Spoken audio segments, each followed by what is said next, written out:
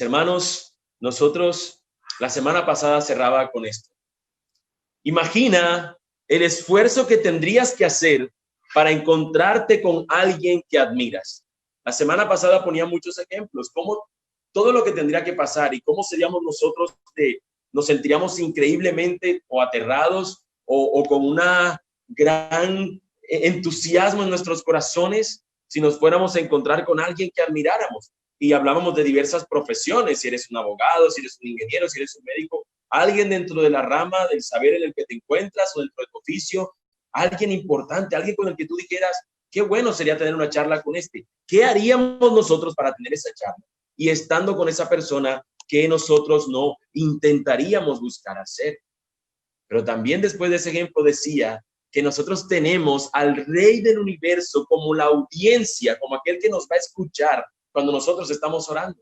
Aquel que es el ser más impresionante, más increíble, supremo, superior a todos, está del otro lado cuando tú y yo nos colocamos en posición de orar, nos ponemos en esa intención de orar.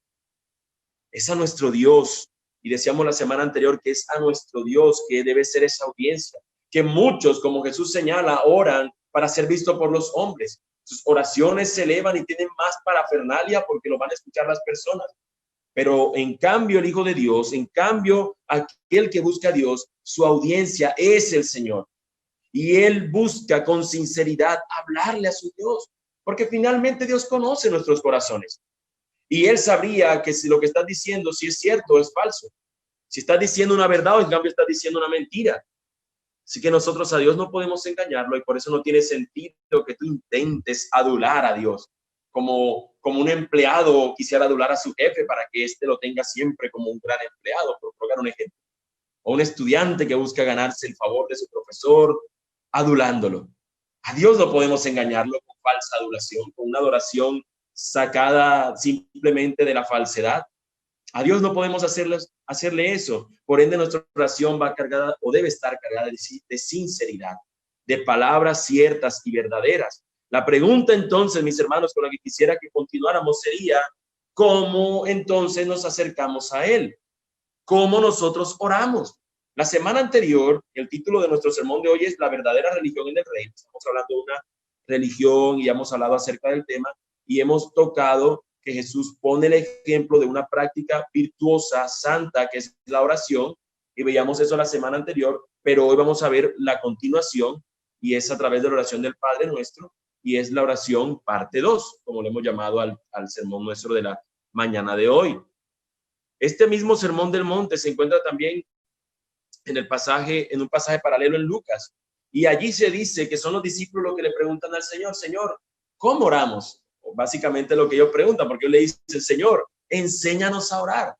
Y es cuando Jesús dice estas palabras del Padre Nuestro. En cambio, en Mateo tenemos que Jesús, como respuesta a lo que está diciendo de la oración, él inmediatamente pone el ejemplo. No se contradicen.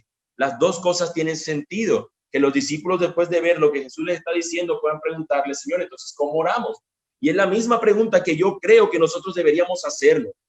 Yo espero, mis hermanos, y es mi intención persuadirlos en esto, a que tú y yo podamos considerar cómo estamos orándole a Dios. Si tú pudieras encontrarme o preguntarme, hermano, ¿cuál es el propósito del sermón anterior y de este, y aún del que continúa? Es preguntarnos, hermano, ¿cómo está siendo tu vida de oración? Primeramente, ¿estás teniendo una vida de oración? Y seguido a eso, si estás orando o piensas orar, ¿cómo lo estás haciendo o cómo lo piensas hacer? Jesús nos va a dar un modelo y ese es el propósito que yo quiero que tú puedas junto conmigo, porque yo también me he adentrado en esto y he meditado mucho acerca de cómo nuestras oraciones pudieran estar salpicadas de distintas cosas diferentes a lo que Cristo aquí nos está indicando. Así que yo espero, hermano, que antes de tú presentarte como el gurú que sabe todo lo que es la vida de oración, tú puedas sentirte como un discípulo junto a Jesús en ese sermón del monte preguntándole, Señor, enséñame a orar. Señor, ¿cómo oro? Señor, mis oraciones tienen ese contenido que muestran que yo estoy glorificándote a ti, como vamos a ver que es el propósito de lo que Jesús nos ha de decir. Así que, mis hermanos, habiendo dado esta pequeña pregunta, esta pequeña introducción a modo de pregunta o a modo de que tú te cuestiones tu vida de oración, es como yo quiero que continuemos en este texto. Nosotros veíamos la semana anterior que unos hombres buscan orar para ser vistos por otros hombres.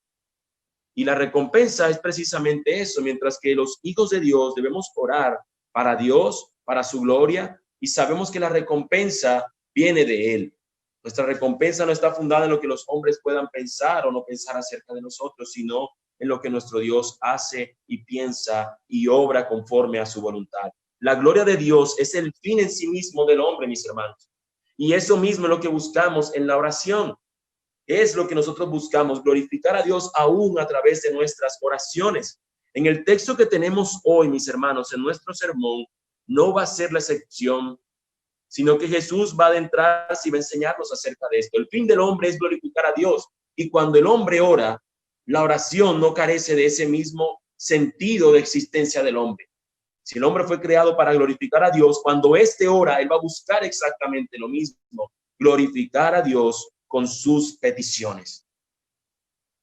Jesús esto nos los va a decir en esta oración que se conoce popularmente como el Padre Nuestro. Así se la ha llamado y así se conoce por la inmensa mayoría de las personas, por la inmensa mayoría de los cristianos. Y este texto que hemos leído empieza diciéndonos, vosotros pues oraréis así. Cuando algunos escuchan esta frase, lo que les salta inmediatamente a sus mentes es pensar. Lo que está diciéndonos este texto es que esta es la oración que nosotros debemos repetir siempre. No existe ninguna otra oración. Jesús mismo nos está diciendo, ustedes pues orarán así. Pero tendríamos un problema. Y es un problema de tipo contradictorio. ¿Por qué? Porque Jesús en los versículos anteriores nos dice, no os hagáis vanas repeticiones. No estén repitiendo, repitiendo y repitiendo. Y si nosotros solamente tomáramos esta oración y todo el tiempo diríamos lo mismo, carecería entonces la oración de lo que Jesús mismo nos está exhortando a que no hagamos, repetir. Como segundo asunto, tendríamos un siguiente problema y es que la oración probablemente carezca de un sentido veraz, de un sentido de sinceridad, porque probablemente nosotros oremos por nuestro pan diario, por el perdón de nuestras ofensas, pero a veces también incluye dentro de esas necesidades básicas, por colocar ejemplos, el que no tengas un empleo. Si solamente tú repitieras esto sin orar por tu empleo, ¿cómo podrías ser sincero si Dios sabe cuál es tu verdadera necesidad en ese momento?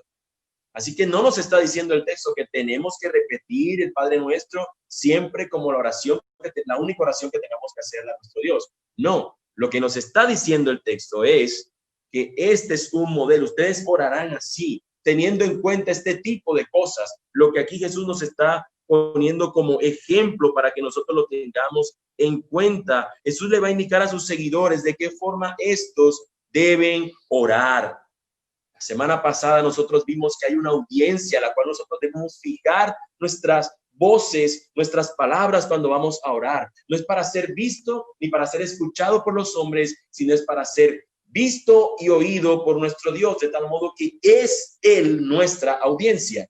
Por eso Jesús, cuando va a mostrar esta oración modelo, lo primero que dice, que indica, es quién es esa audiencia. ¿Cómo inicia la oración? Padre nuestro que estás en los cielos. Jesús aún no ha pedido nada, Jesús aún no se ha ido al tramo de ir a hacer una petición, solamente está diciendo a quién está dirigiendo la oración. Al Padre nuestro que está en los cielos. Permítame aclarar algo antes de continuar explicando el texto. Debo aclarar inmediatamente que no todos tienen el privilegio de dirigirse a Dios de esta manera. Esta manera de poder referirse a Dios es exclusiva de los que están en Cristo. Es decir, no todos pueden llamar Padre a Dios. La Biblia nos dice, si tú quieres anotarlo, por favor anótalo y búscalo.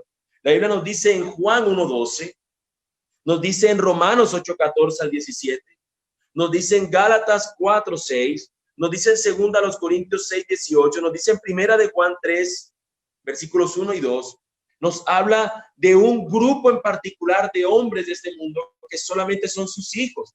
Y si solamente cito Juan 1:12, nos dice que a los que creen en Cristo, a los que le recibieron, a los que creen en su nombre, les ha dado Dios la potestad de ser hechos, de ser llamados hijos de Dios. Así que los hijos de Dios son aquellos que están en Cristo Jesús. Sumado a eso, Amigo, tú podrás decir, pero ¿por qué? Si yo fui creado por Dios, sí. Pero en ese sentido es como decir, Dios es un creador, Dios es un padre creador. Y en ese sentido podríamos decir, soy un hijo, pero porque he sido creado. Pero en este sentido de redención, solamente son hijos de Dios los que están en Cristo. Y de hecho, ese es el contexto del Sermón del Monte. Está hablando de los redimidos en un sentido muy específico.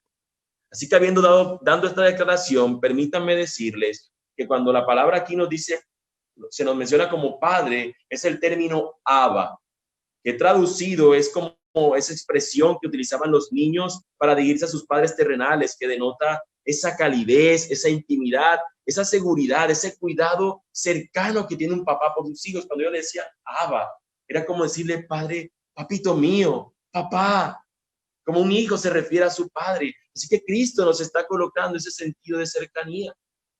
Como diría un autor acerca del Padre Nuestro. Padre Nuestro indica esta cercanía. Él está cerca de todos sus hijos, infinitamente cerca. Por lo tanto, ellos se acercan con confianza al trono del Padre para hacerle conocer todas sus necesidades y deseos. Esto es, todos los que están en armonía con su voluntad revelada. Tal sentido de cercanía no debería llevarnos a la irreverencia. Es decir, el hecho de que Dios sea mi padre, mi papá, papito mío, como nos dice esta expresión Abba, no quiere decir que me lleve a mí a la irreverencia. Yo sé que muchos hijos, adultos y aún niños, se refieren a sus padres a veces de manera irreverente. Permítame poner ejemplos. Cucho, viejo, calvito y demás. El viejo, el valecita, perdónenme que diga esta expresión, pero sé que son expresiones con las que se refieren a sus padres y creen que porque Dios se presenta como este padre cercano, lo podemos tratar como cualquiera.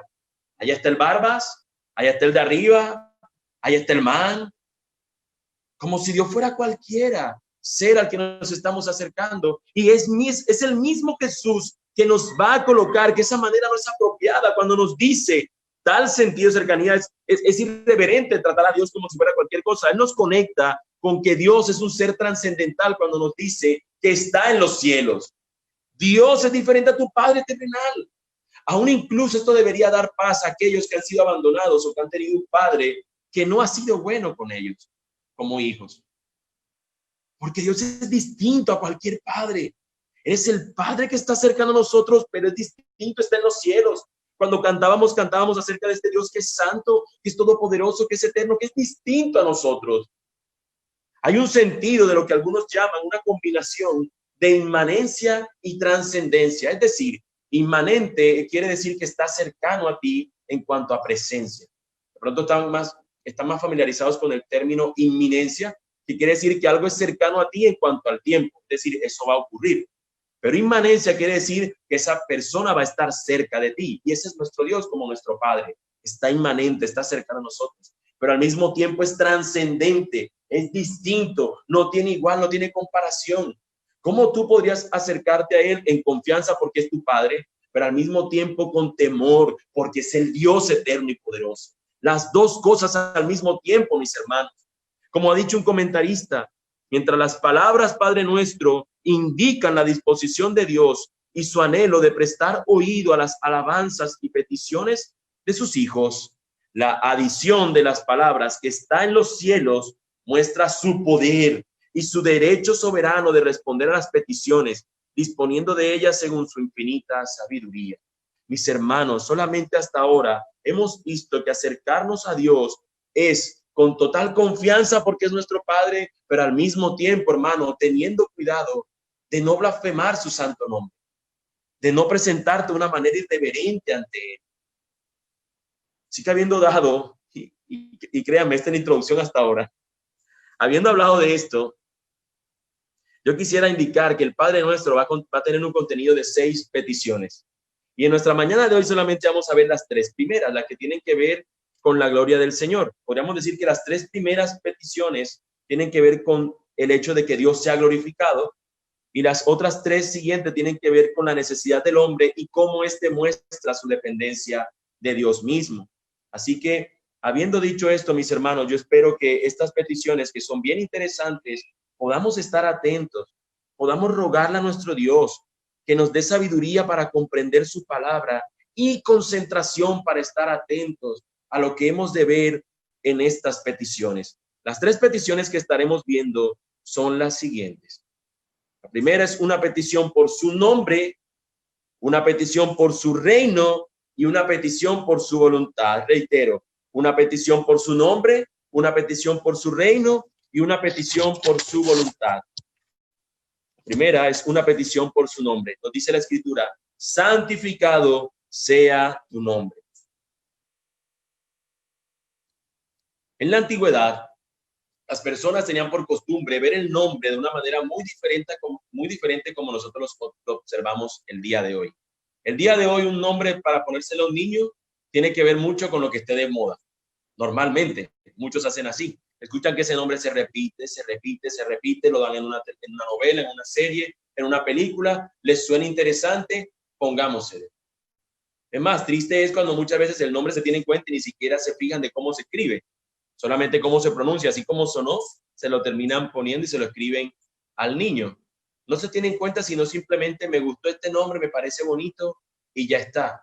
Pero en la antigüedad lo que hacían era que el nombre era asociado con el carácter mismo de la persona o con lo que buscaba que ese nombre caracterizara a esa persona.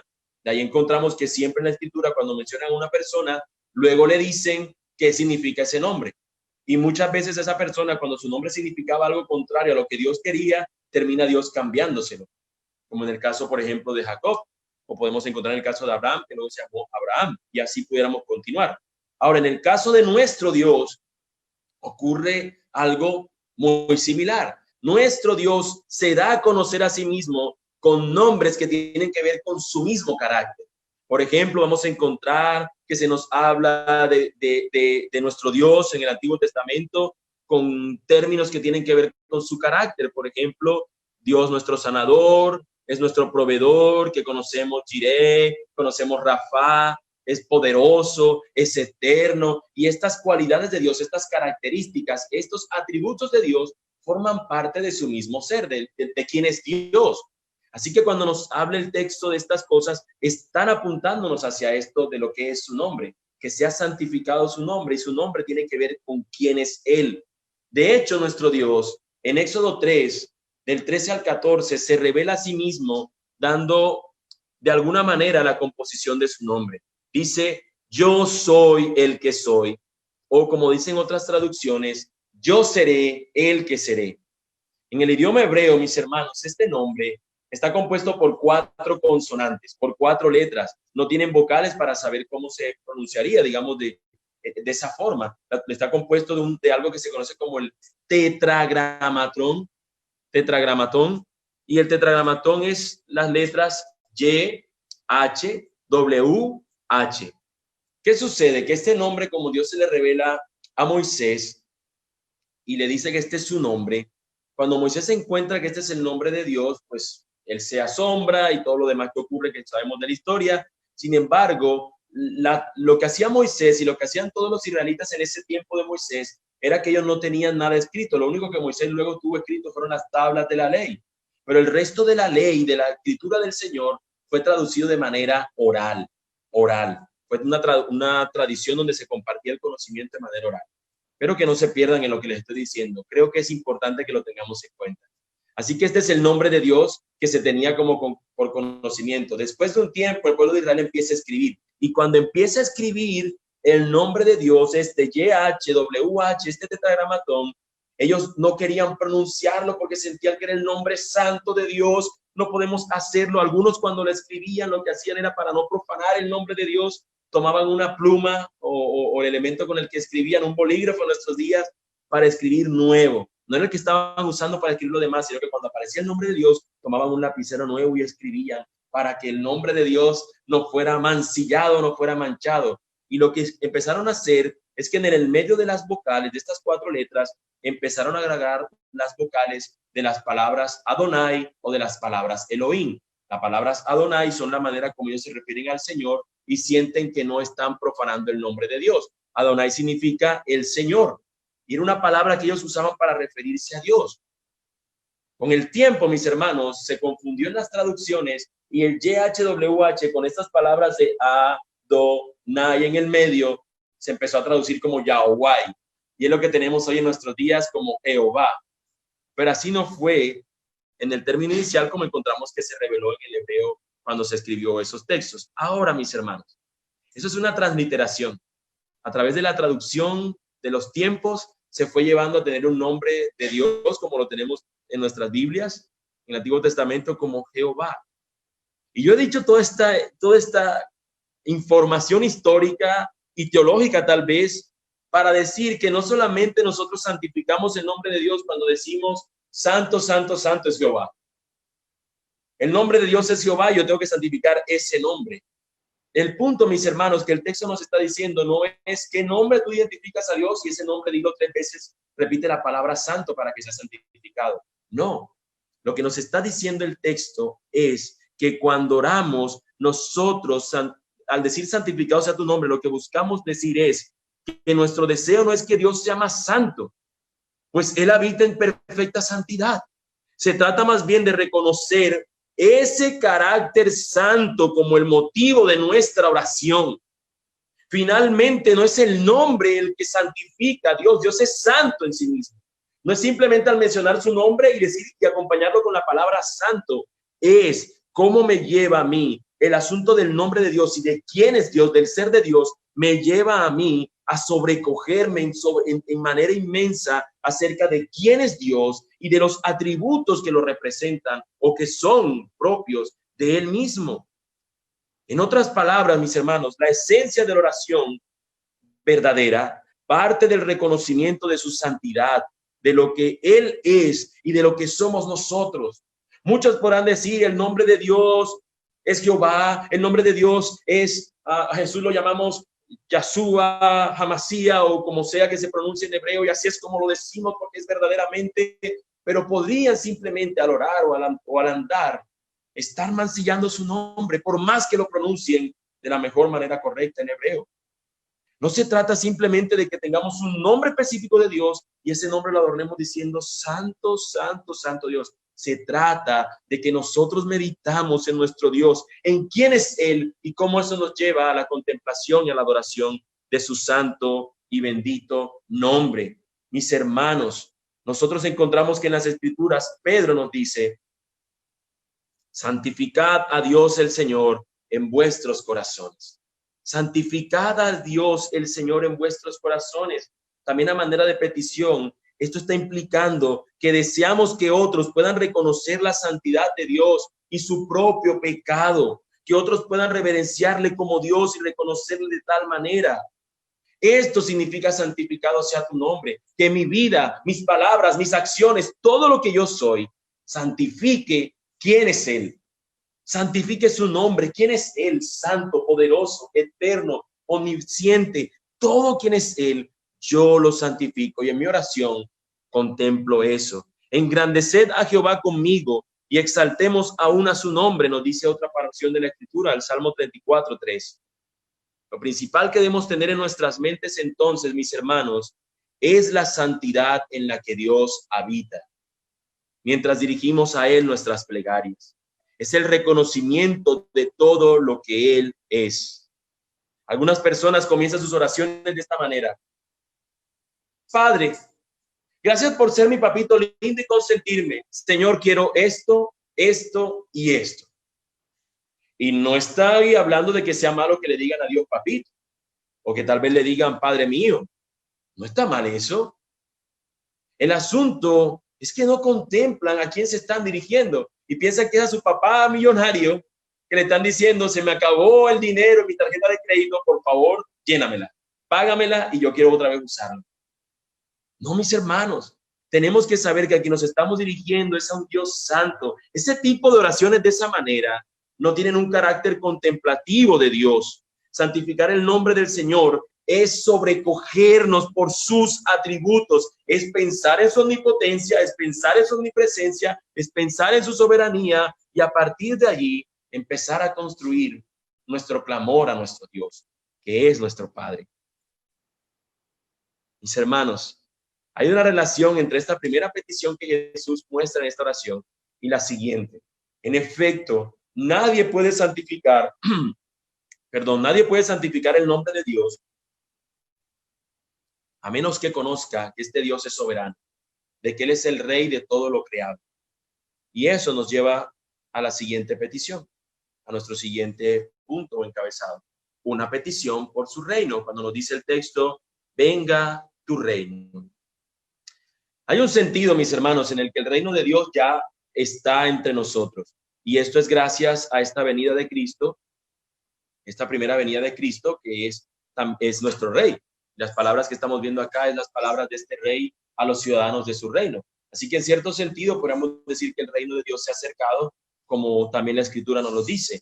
Pero al mismo tiempo también podemos decir que hay otras maneras en las que podemos pensar respecto a esta petición. Permítame mencionar algunas.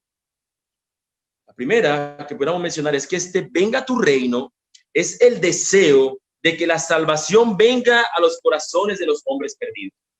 Es como si nosotros estamos, al decir venga tu reino, al expresar o en nuestras oraciones, es cuando rogamos, Señor, que el mundo te conozca. Señor, que la gente conozca de ti, que tu reino se acerque a los perdidos. Esa es una primera manera como pudiéramos decir esto, como pudiéramos decir qué significa o que pudiéramos pensar más bien al respecto de esta petición. Pero una siguiente manera es el deseo de que el Señor manifieste su señorío sobre toda su creación. Es el deseo de que su reino vaya extendiéndose en el mundo por medio de la proclamación del evangelio del Señor. En una primera manera que decía, es cuando tú y yo rogamos, porque en X persona, en un conocido tuyo, en un incrédulo en particular, el reino de los cielos acerca a su vida, cuando rogamos por la conversión de alguien. Pero en una siguiente manera pudiéramos decir también que venga tu reino es cuando rogamos por la expansión, por la evangelización mundial, porque más misioneros, porque más misiones, porque más campos sean abiertos donde se puede predicar la palabra del Señor y corazones rebeldes sean sometidos a su palabra y ahora vuelvan a su Dios, reconciliados por la obra de Cristo Jesús. Eso también podemos verlo como una petición de decirle a Dios que venga tu reino.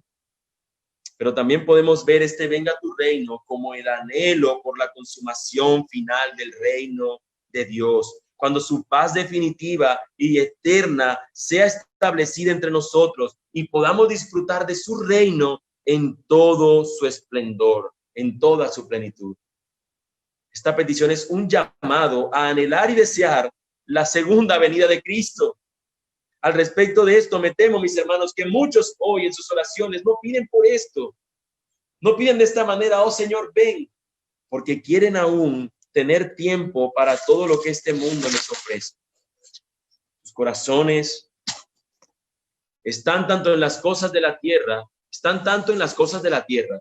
que pensar en el cielo para ellos sería una mala noticia. Ellos piensan solo en el de aquí y en el ahora. Sus vidas y sus corazones están inmersos en todo lo bueno que pudieran adquirir aquí. Por ende, rogar porque el reino de los cielos se acerque al punto de que Cristo venga y establezca su reino eterno no suena cool, no suena agradable, no suena interesante. No quiero escuchar eso, ni siquiera, mucho menos orar por ello. Pero en cambio el deseo de los hijos de Dios, lo que caracteriza a los hijos del reino, a los ciudadanos del reino de los cielos, es que constantemente su exclamación es Maranata, Cristo vuelve, Cristo ven, Cristo viene, oh ven Señor Jesús. Ese es el cántico, esa es la exclamación, ese es el clamor que hacen los hijos de Dios. Por supuesto, mis hermanos, orar de esta manera no debe llevarnos a nosotros a ser negligentes en cuanto a nuestro trabajo como evangelizadores, a nuestro trabajo como aquellos que tienen que predicar el evangelio. Eso no nos debe hacer a nosotros negligentes, debido a que ese es precisamente el medio por el cual Dios ha determinado que su reino venga a los hombres. Así que decir todo lo contrario, no predicar el evangelio, sería contrario o orar de una manera contraria a lo mismo que estamos pidiendo en oración. En nuestras oraciones, mis hermanos, pedir por el reino es rendirnos ante la grandiosa misericordia de Dios. Estamos pidiendo conforme a lo que Dios quiere que suceda en este mundo. Dios no quiere que ninguno perezca, sino que quiere que todos procedan al arrepentimiento. Y de esa misma manera nosotros estamos orando conforme a su voluntad cuando rogamos que Dios, su grandeza, todo lo que es Él, se dé a conocer entre los hombres, que su reino venga. Él es el dueño de todas las cosas, mis hermanos. Él es aquel Dios glorioso y poderoso al que nosotros nos acercamos en oración. Y pensar en eso nos lleva inmediatamente a nuestra tercera y última petición. Una petición por su voluntad. Nos dice la palabra del Señor: hágase tu voluntad en el cielo, así también en la tierra. Es decir, Señor, tu voluntad se cumple en el cielo, lo que tú dices en el cielo, que así también eso pase en la tierra. Esta petición, mis hermanos, debemos tenerla en cuenta, podríamos decirlo, en dos sentidos. Primero de ellos es que está ligado al carácter y a las demandas mismas del reino. Es decir, es un deseo para que la palabra de Dios sea guardada en este mundo. Lo explico de una mejor manera. Intento decir, mis hermanos, es que al decir que su voluntad se haga, es que lo que Él ha revelado, que lo que Él ha dicho en su palabra, que lo que Él ha colocado, que son las demandas de su reino, y que en el cielo así se vive, así también sea en la tierra. Que lo que en su santa palabra Él ha dado, como su voluntad revelada, así nosotros pudiéramos estar viéndolo en esta tierra. Y esa es una primera manera de poder tener en cuenta lo que aquí se nos dice como la voluntad de Dios en el cielo y también en la tierra.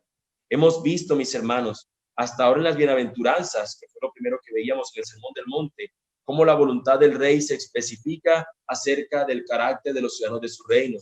Luego veíamos cómo estaba la justicia, cómo está nuestro deseo de que la palabra de Dios sea guardada y que su voluntad sea cumplida, cuando veíamos en todas estas connotaciones que Jesús hacía acerca de la ley de Dios. Era lo que nosotros observábamos, que todo el Sermón del Monte nos ha venido trayendo, nos ha venido llevando hacia que pensemos en estas cosas. Pero ahora, mis hermanos, nosotros nos encontramos que aquí se nos está diciendo que sin duda este deseo de ver la voluntad de Dios está ligada a un estudio diligente de las Escrituras. Nosotros a veces pensamos que no importa, que los que tienen que estudiar más las Escrituras son los predicadores, son los evangelistas, son aquellos que el Señor usa para llevar su palabra. Y por eso muchas veces vemos oraciones de cristianos que no ejercen ninguno de estos roles, que son vacías, que no apuntan al hecho de que sea la misma palabra de Dios el contenido de sus oraciones, o que se pida conforme a lo que la palabra de Dios dice. Yo creo, mis hermanos, que nosotros debemos estudiar la Escritura porque es importante, porque nosotros cuando vamos a pedir, deberíamos pedir conforme a lo que Dios ya ha revelado en su palabra, porque podríamos estar cayendo en un error de pedir algo que no sea conforme a lo que Dios ya ha dicho, que no deberíamos nosotros estar pidiendo. Cuando nosotros encontramos en Santiago que nos dice, pedid y no recibid porque pedís mal.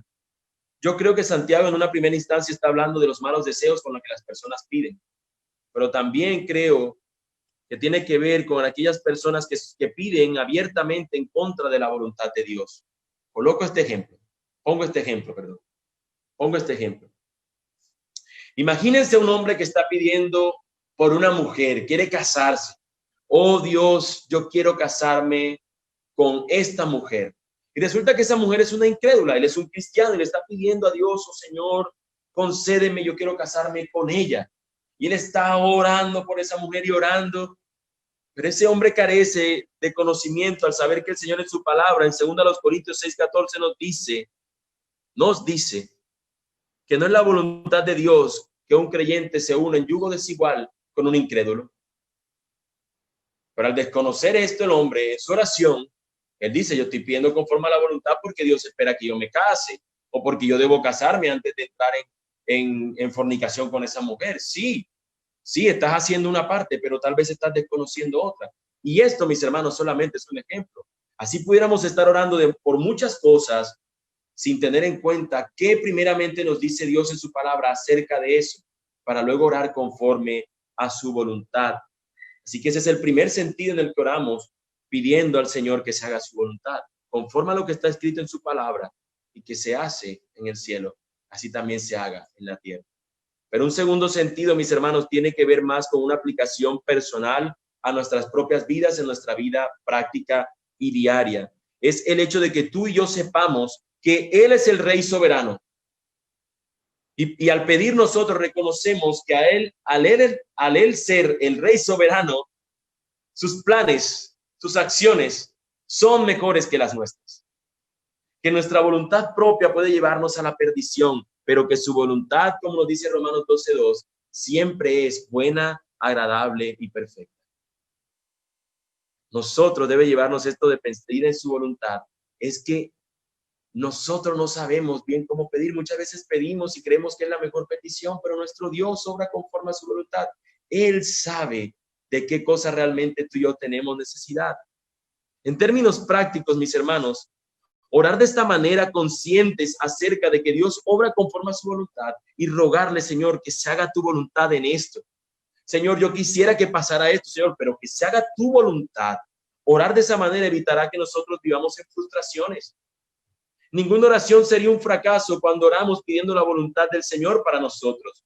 ¿Por qué? Porque aun cuando las cosas no salgan conforme a nuestros deseos, estaremos tranquilos al saber que el Dios que es ese Padre Santo y que es el Rey sobre todo, ha hecho las cosas conforme a su voluntad. No viviríamos frustrados cuando oramos. Al contrario, estaríamos tranquilos y seguros que este Padre nos ama, que escucha nuestras plegarias y que obra conforme a su voluntad. Sin embargo, mis hermanos, uno de los males de la iglesia de hoy ha sido el ver la oración como una especie de amuleto para ver cumplir sus propios deseos, donde agregan ciertas frases y ciertos decretos y proclamas que hacen que esa oración y que eso que piden sea garantizado. No es que sea cierto que va a ser garantizado, es que te hacen creer que si tú lo haces de esa manera, declarando, decretando, proclamando, se hace una realidad. Ignorando lo que Cristo nos dice en su palabra, que pidamos por su voluntad.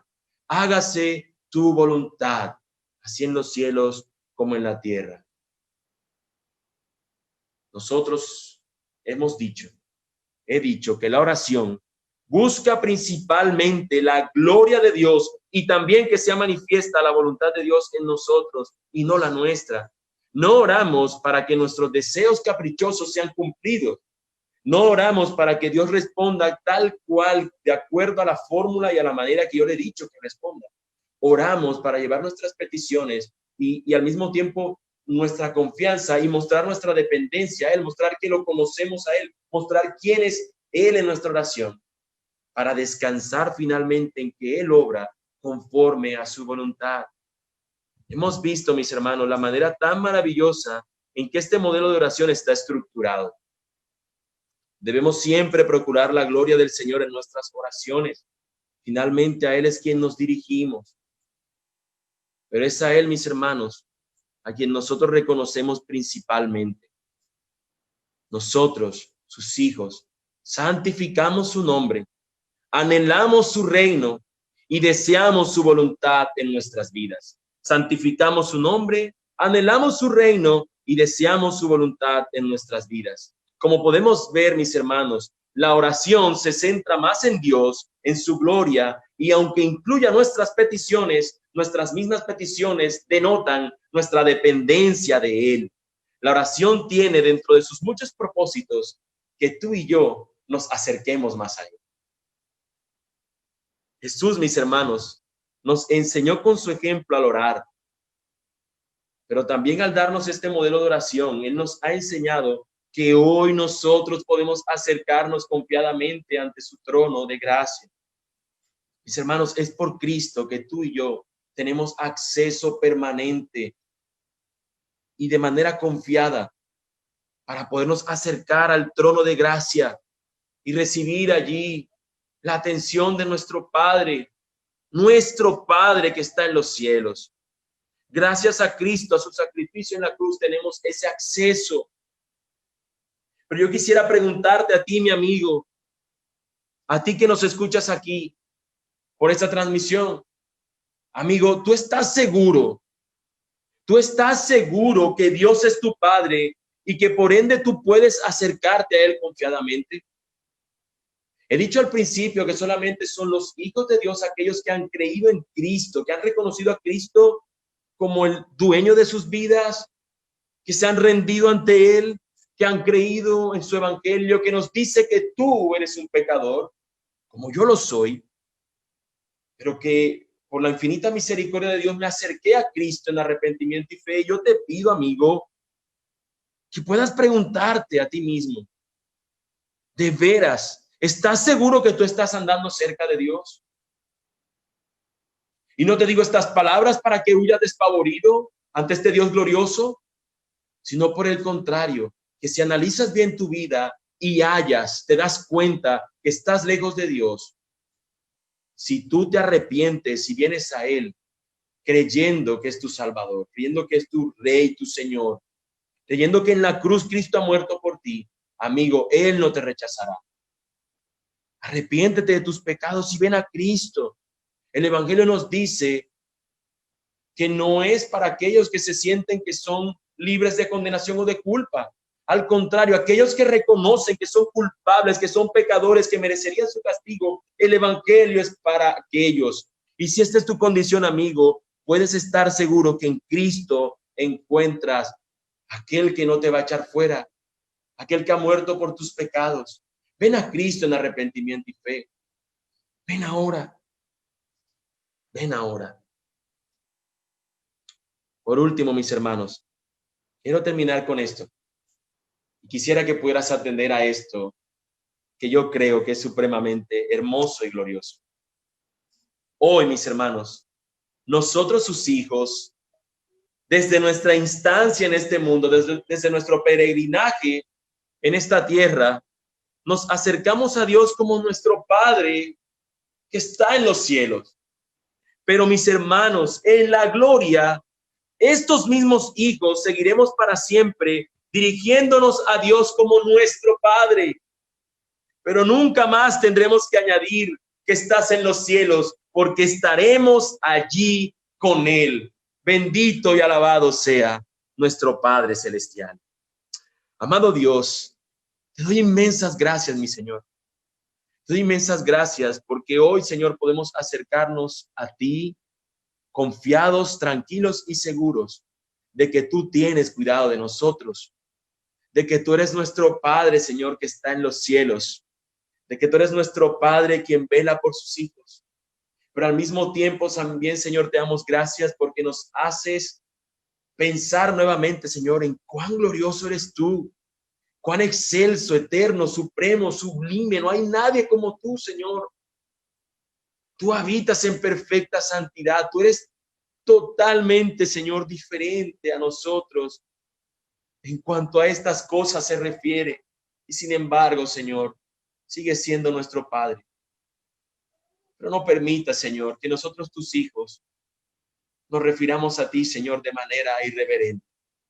Que sepamos, Señor, que a pesar de que tú nos has mostrado tu amor sin igual, al mismo tiempo sepamos quién eres tú, Señor, como nuestro Dios glorioso y eterno, omnipotente, misericordioso, lento para la ira, grande en amor y misericordia, que eres fuego consumidor, que también, Señor, aplicas ira, que también, Señor, aplicas justicia, que también, Señor, muestras gracia, que también, Señor, eres justo, Señor, al disciplinarnos y amoroso al hacerlo.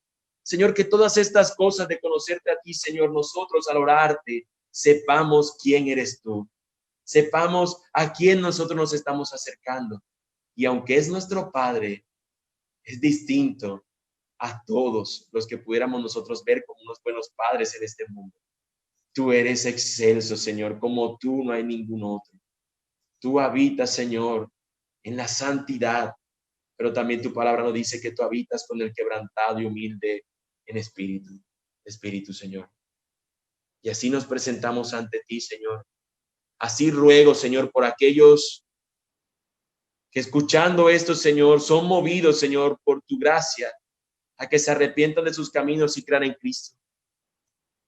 Señor, si ese es el caso de hombres y mujeres que escuchando la predicación de tu palabra, Señor, son movidos a reconocerte en humildad, Señor, bendito Dios, rogamos, porque tu palabra nos los muestra, Dios, que estos hombres sean acercados a ti, que tú prometes, Señor, que cuando tú obras en estos corazones, que tú no rechazas, Señor, tú los transformas y haces de ellos una nueva creación. Rogamos, Señor, que estos hombres y mujeres que hoy se arrepienten, que se entregan a ti, Señor, realmente sea una conversión verdadera y que puedan, Señor, realmente nacer de nuevo, nacer para esta vida eterna, Señor, que tú nos has dado. Gracias te damos, Padre, porque hoy estamos, Señor, desde este lado de la eternidad, diciéndote, Padre nuestro que estás en los cielos. Pero al final, Señor, en el día final, podremos celebrar contigo y seguir llamándote que eres nuestro Padre. Pero ya no basta decir que estás en los cielos, porque ya estaremos allí contigo. Bendito y alabado sea tu nombre, Señor. Te damos gracias en el nombre de Jesús. Amén y amén. Mis hermanos, nuestro Dios es bueno, nuestro Dios es maravilloso, para siempre su misericordia. Y yo ruego, mis hermanos, como bien decía ahorita, ustedes y yo podamos realmente meditar en nuestras oraciones, en ver cómo estamos teniendo nuestras vidas de oración y que nos ayude el pensar en esto que hemos visto hoy, en cambiar la manera como lo hacemos. El Señor les bendiga, mis hermanos, grandemente. Que el Señor les siga proveyendo de lo que necesitan. Hemos visto que Dios ha tenido el cuidado de nosotros durante este tiempo y también hemos visto cómo ha dado oportunidades a otros hermanos para poder seguir adelante. Mis hermanos, sigamos manteniendo nuestra fe en nuestro Dios, que Él no nos desampara, que Él nos tiene bajo su abrigo, bajo su cuidado. Él es tu Padre, Él es nuestro Padre y Él tiene cuidado de todos y cada uno de sus hijos. El Señor les bendiga, mis hermanos.